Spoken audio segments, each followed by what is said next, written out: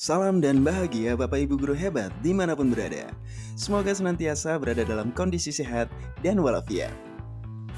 Perkenankan saya Ruben Madejantar Guterres SPD, calon guru penggerak Angkatan ke-11 Kota Denpasar, Provinsi Bali, yang pada kesempatan ini akan memaparkan tugas modul 1.3, koneksi antar materi terkait dengan visi guru penggerak.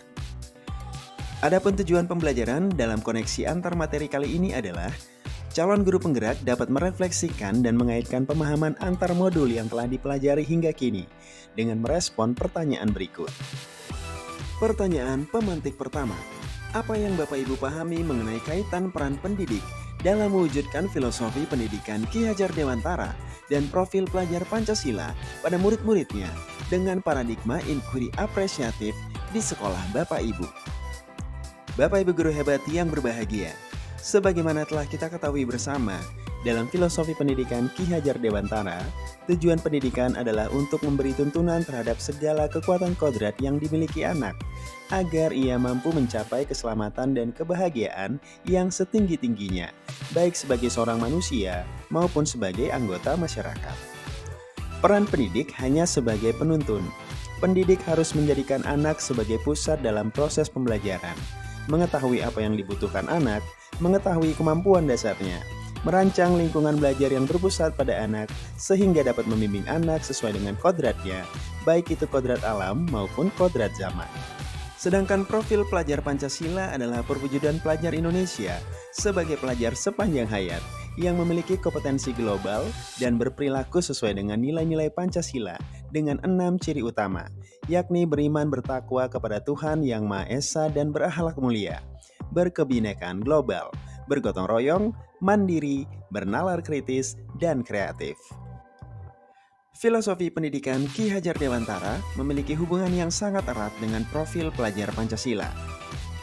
Seorang pendidik harusnya mampu menjalankan trisemboyan Ki Hajar Dewantara dengan baik dan seimbang, yakni Ingarso Sungtulodo, Ingmadio Mangunkarso, dan Tutwuri Handayani, agar bisa mengemban tugas menuntun anak sesuai dengan kodratnya dalam rangka mencapai kebahagiaan dan keselamatan hidup. Untuk dapat menerapkan layanan pendidikan yang menuntun dengan ideal, pendidik mesti memahami secara mendalam konsep profil pelajar Pancasila dan dimensi-dimensi yang terkandung di dalamnya, sehingga terbentuk karakter dan budi pekerti pada diri anak sesuai yang diharapkan. Selanjutnya, untuk mewujudkan filosofi pendidikan Ki Hajar Dewantara dan profil pelajar Pancasila, seorang guru perlu memiliki visi untuk menciptakan perubahan yang lebih baik dalam proses pembelajaran yang berpihak bagi murid dan perubahan yang positif untuk lingkungan sekolahnya. Untuk membuat visi yang berpihak pada murid, guru dapat menggunakan pendekatan inquiry apresiatif, yakni sebuah pendekatan yang mengutamakan kekuatan kolaborasi yang berbasis pada integrasi kekuatan positif yang terdapat dalam tiap individu dan organisasi warga sekolah. Sekolah tempat saya bertugas, SMK Negeri 1 Denpasar, saat ini mendapat bantuan pendidikan sebagai SMK Pusat Keunggulan dan sedang menggiatkan implementasi kurikulum merdeka, terutama perihal konsep kemerdekaan belajar yang berpihak pada murid.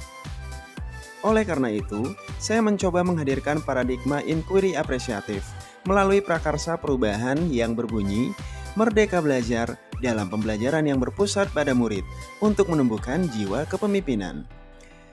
Diharapkan prakarsa perubahan tersebut dapat mewujudkan peran pendidikan sesuai dengan filosofi Ki Hajar Dewantara yang berpihak pada murid, sesuai dengan kodrat alam dan kodrat zamannya dalam rangka menuntun murid mencapai kebahagiaan dan keselamatan, serta terinternalisasinya nilai-nilai profil pelajar Pancasila di dalam diri murid. Adapun nilai-nilai dalam dimensi profil pelajar Pancasila nantinya akan terlihat dalam aktivitas-aktivitas seturut dengan prakarsa perubahan tersebut. Misalnya, pada dimensi beriman bertakwa kepada Tuhan Yang Maha Esa dan berakhlak mulia. Karakter ini akan muncul saat murid mampu menampilkan diri dalam kegiatan memimpin doa sebelum dan sesudah kegiatan pembelajaran, serta menampilkan kebiasaan pembentukan budi pekerti yang positif pada saat berinteraksi dengan murid lainnya. Kemudian pada dimensi mandiri, karakter ini akan muncul saat murid mampu mengikuti pembelajaran secara mandiri dan bertanggung jawab, mampu mempersiapkan diri untuk belajar, serta mengerjakan instruksi pembelajaran dengan bersungguh-sungguh, baik secara individu maupun dalam kolaborasi kelompok. Karakter berkebinekaan global akan muncul saat murid mampu bekerja sama dan berkolaborasi dengan murid lainnya tanpa membedakan latar belakang perbedaan agama, suku, ras, dan budaya saat melakukan kegiatan pembelajaran.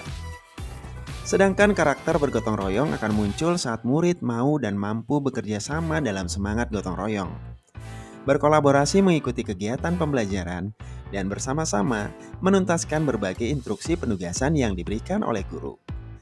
Karakter dalam dimensi kreatif akan muncul saat murid mampu menampilkan kreativitas dalam kegiatan pembelajaran, baik yang dikemas melalui pembuatan proyek, pameran hasil karya, diskusi dan presentasi, serta berbagai kegiatan lain yang mengasah inovasi dan kreativitas.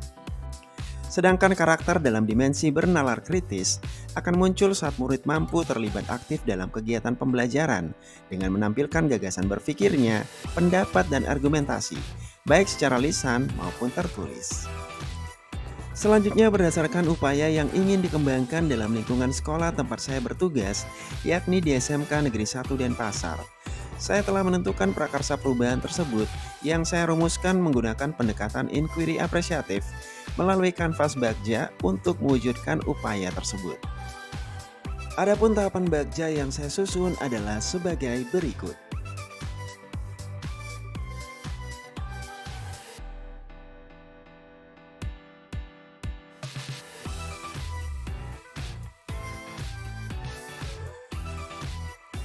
Selanjutnya pertanyaan pemantik kedua, yakni revisi dan rumuskan dengan penuh keyakinan visi yang telah Bapak Ibu buat berdasarkan jawaban pertanyaan pemantik pertama ke dalam sebuah visi yang membuat Bapak Ibu bersemangat ketika membacanya dan menggerakkan hati setiap orang yang membacanya.